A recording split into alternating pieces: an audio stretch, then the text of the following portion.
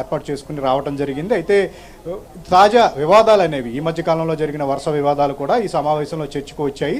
Sanjay theatre ఘటన అనేది ప్రత్యక్షంగా మనకి ప్రభుత్వానికి, అలాగే సినీ పరిశ్రమకి, పోలీసు వ్యవస్థకి అందరి మీద కూడా తీవ్రమైన డ్యామేజ్ని కలగజేసిన పరిస్థితి. సో ఈ అంశాన్నే ఇక్కడ సినీ ప్రముఖుల ఆధ్వర్యంలో ఆ రోజు జరిగిన సంజయ్ థియేటర్ ఘటనకు సంబంధించిన అంశాలన్నింటినీ కూడా పోలీసుల ద్వారానే నేరుగా ప్రభుత్వ పెద్దలు ఆ గ్రౌండ్ లెవెల్లో జరిగిన ప్రాబ్లమ్స్, ఆ ప్రాక్టికల్స్ ప్రాబ్లమ్స్ ఎలా ఉంటాయో వాటన్నింటినీ కూడా సినీ ప్రముఖులకు వివరించడం జరిగింది. దీంతో పాటు సినీ పరిశ్రమకు సంబంధించి ఎలాంటి అభివృద్ధికి సంబంధించి మీ సలహాలు సూచనలు ఏంటి అని అడిగిన సందర్భంలో ఒక యూనివర్సల్ స్టూడియో లాంటి ఒక అంతర్జాతీయ స్థాయి స్టూడియోలు ఇక్కడ ఏర్పాటు చేయాలి, అలాగే కొన్ని సినిమాలకు సంబంధించి అలాగే ప్రభుత్వంతో కలిసి ముందడుగు వేయాలని చెప్పేసి సినీ ప్రముఖులకి ప్రభుత్వం వైపు నుంచి కొన్ని ప్రతిపాదనలు వెళ్ళటం జరిగింది. ఫ్యూచర్లో సినిమా పరిశ్రమ వేరు, ప్రభుత్వం వేరు అనుకోకుండా ఒక కోఆర్డినేషన్తో అందరం కలిసి ప్రజలకు అవగాహన కల్పించడంతో పాటు తెలంగాణ సంస్కృతి సాంప్రదాయాలను మరింత పెంపొందించేలాగా కూడా, అంతర్జాతీయ గుర్తింపు లభించేలాగా కూడా మనందరం కలిసి కృషి చేద్దామనే విషయాన్ని రేవంత్ సినీ ప్రముఖుల ముందు ప్రస్తావించడం జరిగింది. సో దీనికి సినీ ప్రముఖుల నుంచి కూడా సానుకూల స్పందన వచ్చింది. ఇక సంజయ్ థియేటర్ ఘటనకు సంబంధించి జరిగిన సంఘటన చాలా బాధాకరమైన విషయాన్ని ఈ సమావేశంలో అటు ప్రభుత్వంతో సినీ పెద్దలు చెప్పటం.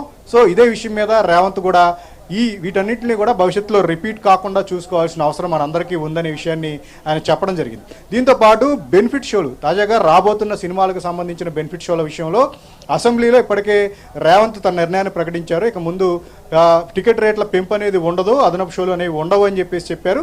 అదే విషయానికి తాను కట్టుబడి ఉంటాను కాబట్టి పరిమితులకు లోబడి అందరూ కూడా విషయాన్ని ఫాలో అవ్వాల్సిన అవసరం ఉందని చెప్పడం జరిగింది. అయితే దీని మీద కొంతమంది కొంచెం పునరాలోచించాలి అని చెప్పేసి రేవంత్ కోరినప్పటికీ కూడా రేవంత్ ససేమీరా అన్నారు. తాను ఈ విషయంలో ప్రజల నుంచి సానుకూల స్పందన రేవంత్ లభించింది. అలాగే ఎగ్జిబిటర్కి సంబంధించి సినీ పరిశ్రమలో ఉన్నటువంటి కీలకమైన వ్యవస్థ ఎగ్జిబిటర్స్ వాళ్ళు కూడా రేవంత్ రెడ్డి నిర్ణయం అనేది చాలా మంచి డెసిషన్ అని చెప్పేసి వాళ్ళు కూడా చెప్పడంతో రేవంత్ అదే నిర్ణయానికి కట్టుబడి ఉన్నారు. ఈ విషయంలో తను వెనక్కి తగ్గేదే లేదనే విషయాన్ని ఆయన క్లారిటీ చేయడం జరిగింది. ఇక భవిష్యత్తులో కూడా టెంపుల్ టూరిజానికి సంబంధించి, అలాగే సోషల్ రెస్పాన్సిబిలిటీకి సంబంధించి సినీ ప్రముఖులందరూ కూడా కంప్లీట్గా ప్రభుత్వంతో కోఆర్డినేషన్ చేసుకుంటూ కూడా సహాయ సహకారాలు అందిస్తే బాగుంటుందనే విషయాన్ని రేవంత్ ప్రస్తావించడం, వాళ్ళు కూడా సానుకూలంగా స్పందించడం జరిగింది.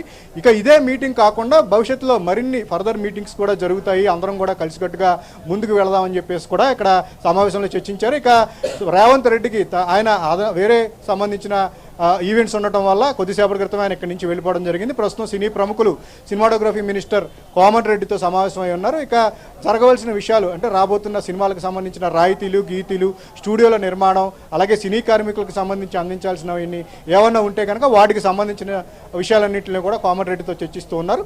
ఈ సమావేశం జరిగిన తర్వాత దిల్ రాజు ఈ విషయాలకు సంబంధించి ఆయన మీడియా ముందుకు వచ్చి మాట్లాడే అవకాశం అయితే మనకి కనిపిస్తూ ఉంది.